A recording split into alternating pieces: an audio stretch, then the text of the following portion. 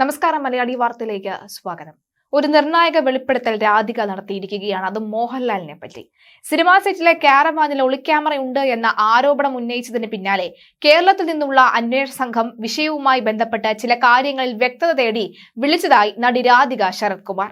Tamil cinema മേഖലയിലെ ചൂഷണങ്ങൾ സംബന്ധിച്ച പരാതികൾ അന്വേഷിക്കാൻ സമിതി രൂപീകരിക്കണമെന്നും രാധിക ആവശ്യപ്പെട്ടു.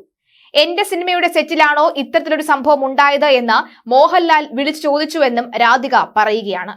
ആ സംഭവം നടക്കുമ്പോൾ പ്രധാന താരങ്ങൾ ആരും അവിടെ ഉണ്ടായിരുന്നില്ല എന്നും ഒളിക്യാമറ ദൃശ്യങ്ങളാണ് സെറ്റിലുള്ളവർ കണ്ടത് എന്ന ബോധ്യമായതോടെ താനത് ബഹളം വെക്കുകയും നിർമ്മാണ കമ്പനി അധികൃതരെ വിളിച്ച് നടപടിയെടുക്കാനും ആവശ്യപ്പെട്ടു. ദൃശ്യങ്ങൾ ഡിലീറ്റ് ചെയ്യിച്ചു. വർഷങ്ങൾക്ക് മുൻപുള്ള സംഭവങ്ങൾ വിളിച്ചു പറഞ്ഞ വിവാദമുണ്ടാക്കുന്നത് എന്തിനാണെന്ന് ചിലർ ചോദിച്ചത് കേട്ടുവെന്നും എന്റെ ജീവിതത്തിൽ എനിക്കുണ്ടായ ദുരനുഭവങ്ങൾക്കെതിരെ അപ്പോൾ തന്നെ ഞാൻ പ്രതികരിച്ചിട്ടുണ്ട്. അനാവശ്യ വിവാദമുണ്ടാക്കാൻ ശ്രമിച്ചിട്ടില്ല. കേസുമായി മുന്നോട്ടില്ല എന്നും രാധിക വെളിപ്പെടുത്തുകയാണ്. ചൂഷണം തടയാൻ പ്രത്യേക സമിതി രൂപീകരിക്കുമെന്നും തമിഴ് താരസംഘടനയായ നടികർ സംഘം ജനറൽ സെക്രട്ടറി വിശാൽ വ്യക്തമാക്കിയിരുന്നു. എത്ര കമ്മീഷനുകൾ വന്നാലും എല്ലാവരും ചേർന്ന് ശ്രമിച്ചാൽ മാത്രമേ ചൂഷണങ്ങൾ ഒഴിവാക്കാനാകൂ എന്നും നടൻ അർജുനും പ്രതികരിച്ചിരുന്നു.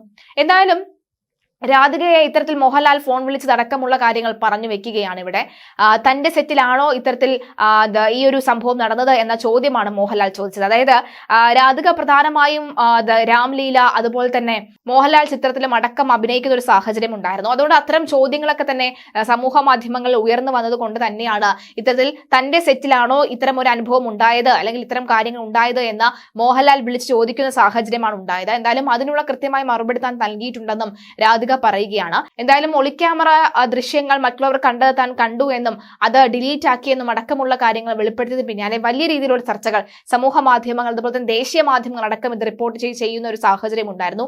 ഈ ഘട്ടത്തിലാണ് ഇപ്പോഴിതാ രാധിക തന്നെ തുറന്നു പറയുന്നത്, എനിക്ക് ഇതിനെ വിവാദമാക്കുവാനോ അല്ലെങ്കിൽ മറ്റു കാര്യങ്ങളുമായി മുന്നോട്ട് കൊണ്ടുപോകാനോ താല്പര്യമില്ല. അന്ന് എന്താണോ സംഭവിച്ചത് അതിനുള്ള നടപടി അപ്പോൾ തന്നെ എടുക്കുകയാണ് ഉണ്ടായത്. തനിക്ക് ഉണ്ടായ അനുഭവം ചോദിച്ചപ്പോൾ തുറന്നു പറഞ്ഞു. അത്രമാത്രമേ ഉള്ളൂ എന്നാണ് രാധിക പറഞ്ഞു വെക്കുന്നത്. എന്തായാലും മോഹൻലാലിന്റെ ഫോൺ കോളൊക്കെ അടക്കം വരുന്ന സാഹചര്യം ഉണ്ടായെന്നും രാധിക ഇപ്പോൾ വെളിപ്പെടുത്തിയിരിക്കുകയാണ്.